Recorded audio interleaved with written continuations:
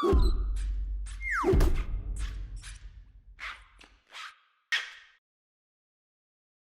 start this video off, the devices are exactly the same on the inside. There are no differences between the 10.3 and the 13.3. In fact, they use the same stylus, which we're going to be using on both of these devices. The differences will strictly be how much screen real estate you get on this one versus this one. This is going to be a tricky video because this is a 13.3-inch device. It is very, very big, and this is a 10.3. We will have some numbers up top if it isn't obvious to you already. To put this in perspective, how a smartphone fits into all of this, you will see that the screens are drastically different than a typical flagship 6-inch around smartphone. So this is what you are to expect when you deal with a 13.3-inch device. There's a lot of space for you to write, to draw, to read your PDFs, etc. Something important to note that both of these only run PDFs. There are no other file formats that they run. They have interactable schedules and whatnot, but they basically just run the PDFs. So you can see here we can go into the scheduler.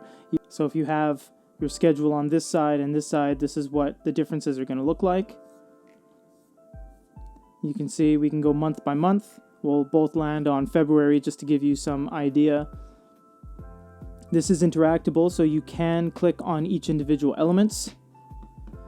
February 8th. Feb 8th, 2020.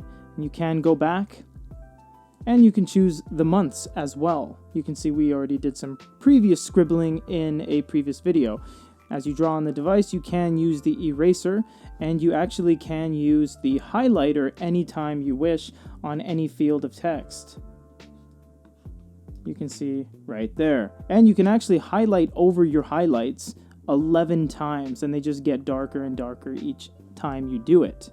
This is what your home screen is going to look like. It doesn't technically have a home screen on either of these devices. Your home screen is when you press the button at the top. These are what you have to choose from. You have return to document, schedule, all documents folders, all notes, create note, import from ScanSnap, which is a handheld scanner that Fujitsu makes, and settings.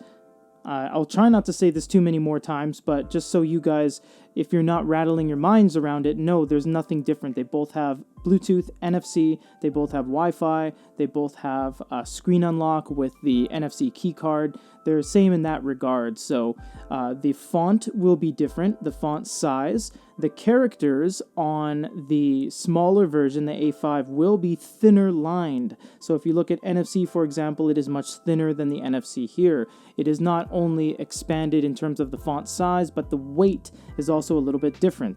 Because the characters are thicker, you will see more black and more depth into the characters, and they will be more thinly fine-lined on the smaller version. That is absolutely massive. You can see just my hand in here for scale, and we've kept these non-locked down so we can actually move them around and show you guys. This thing is enormous. 13.3s are not very common in the world of e-readers nowadays. There's only a few choices, in fact. There's the Sony DPT line, there's the Onyx Books Max 3, and that's basically it for anything that's really current. This is a 2020 device, so it's as current as you can get it. Pinch and zooms work, and you actually can pinch and zoom thousands of %. And once you do that, you can go ahead and make your notes and, color things in. You can zoom back out. Same with the smaller version here. Now, it does feel to us that because, and this is usually true with most e-ink devices, when you have to reload and re-render less screen real estate, it seems quicker. Now, we haven't done a definitive speed test, but it just feels like when you have a larger device, you see that lag in between it rendering from percentage to percentage, but it's just a lot snappier on the A5, the smaller version. This is because you have to load less imagery on the screen.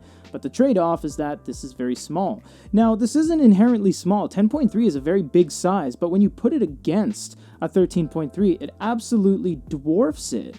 So that just puts everything into perspective, basically.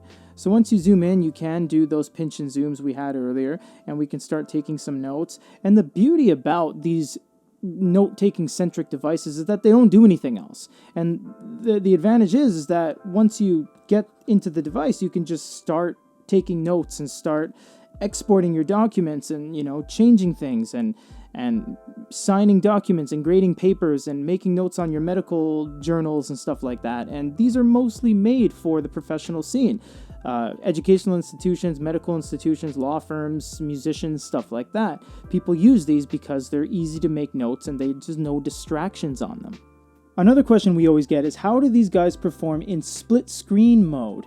Well, this is how it will look. And if you don't know what you're looking at, this is actually the UI, the user interface, split into two identical Fujitsu Quadernos.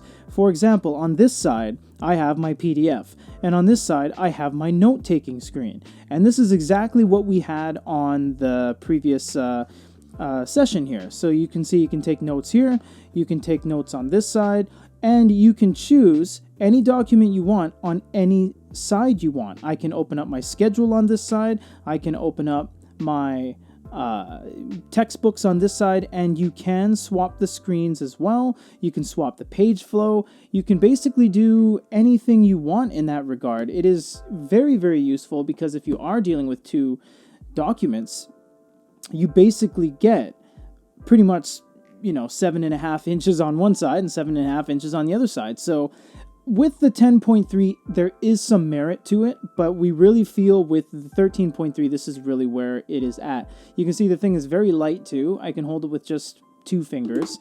It's also flexible, if we haven't shown you in this video, but you do have some flex to the screen. It's not going to break. E-ink is pretty much inherently flexible anyways, so having split screen on a very large screen is actually very beneficial because, well, it just gives you that flexibility and the overall usability of having such a mass amount of screen real estate. And, sky's the limit. You can basically do whatever you want. Same things as well, swap screens, etc. So you have that flexibility on both the 13.3 and the 10.3. These are where all your notes are located, and we'll open up our little sketch we did on both of these. Did roughly the same sketch, and you'll see this is 13.3, this is 10.3, so you get that much more room to really play with.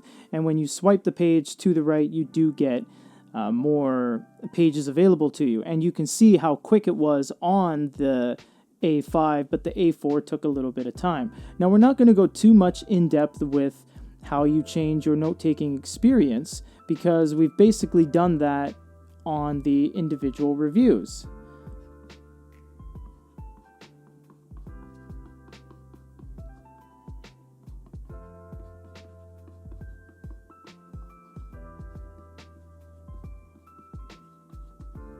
You can see responsiveness is no problem. It writes very quickly.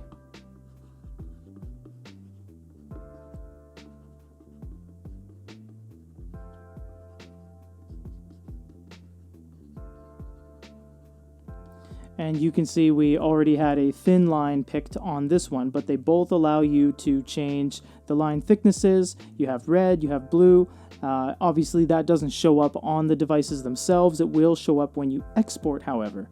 Now you do get pinch and zoom on here as well, and you can pinch and zoom many percentages, upwards of 1,000+%. And the advantage of this is you can actually use your fingers to pinch and zoom like so. Then what you do is you can choose your line thickness like this, and you can make extremely detailed notes and annotations and drawings. So when you're doing schematics and stuff like that, or you're just drawing a portrait, you can see how thin you can actually make those lines. Then once you zoom out, you actually have achieved a very fine level of detail that you would not have been able to achieve with the line augmentation alone. You do get that eraser as well. The eraser size isn't too necessary because it is stroke eraser, so as you go by the things that you have written, it will delete each individual stroke. So this is basically these two devices head to head. Again, we will reiterate if you're just kind of, clicking through this video, these are the exact same things on the inside, the internals, the OS, the selections, the capabilities, the wireless connectivities, they're the exact same. They both have NFC, Wi-Fi, Bluetooth. They're both ready to go. They both have the same pen. It is a proprietary pen, but it is not linked one to the other. You can use this across platform, and they both have the little magnetic snap in the two sides of each of the devices.